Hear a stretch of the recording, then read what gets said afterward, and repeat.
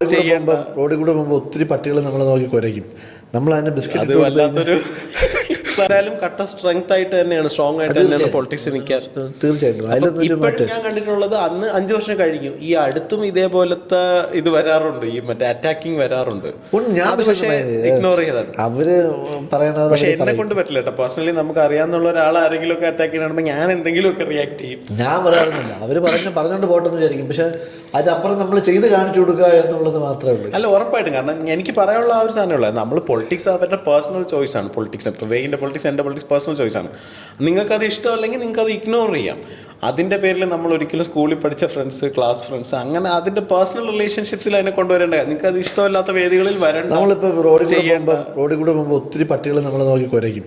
നമ്മൾ അതിനെ ബിസ്ക്കറ്റ് വല്ലാത്തൊരു നമ്മളതിൽ ബിസ്ക്കറ്റ് ഇട്ട് കൊടുത്തു കഴിഞ്ഞാൽ ആ കുരയ്ക്കുന്ന പട്ടികളൊക്കെ നമ്മളടുത്ത് വാലാട്ടി വരും. അത്രേ ഉള്ളൂ.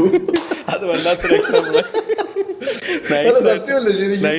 ഇത് മാത്രമല്ല, പേഴ്സണലി ഫേസ്ബുക്ക്, ഇൻസ്റ്റാഗ്രാം എല്ലായിടത്തും ഭയങ്കര ബുള്ളിങ് ഉള്ള ഒരു ടൈം ഉണ്ടായിരുന്നു അല്ലേ? ഇഷ്ടം പോലെ പൊളിറ്റിക്സിൽ വന്ന സമയത്ത് ഒത്തിരി ബുള്ളിങ് ഉണ്ടായിരുന്നു. ചാണകം മറ്റത് മറിച്ചെന്നൊക്കെ പറയുമ്പോൾ ഭയങ്കരമായ ഒരു കമന്റിന്റെ താഴെ നമ്മൾ എടുത്തു നോക്കി.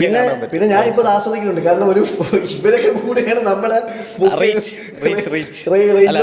നെഗറ്റീവ് കമന്റ്സ് ഇപ്പൊ നല്ല റീച്ച് ആണ്. നെഗറ്റീവ് കമന്റ്സ് ചെയ്യുന്നവർ ആക്ച്വലി നമുക്ക് ഒരു സപ്പോർട്ടാണ്. മറ്റത് സപ്പോർട്ടർമാർ ലൈക്ക് മാത്രമേ കമന്റ് ചെയ്യൂ.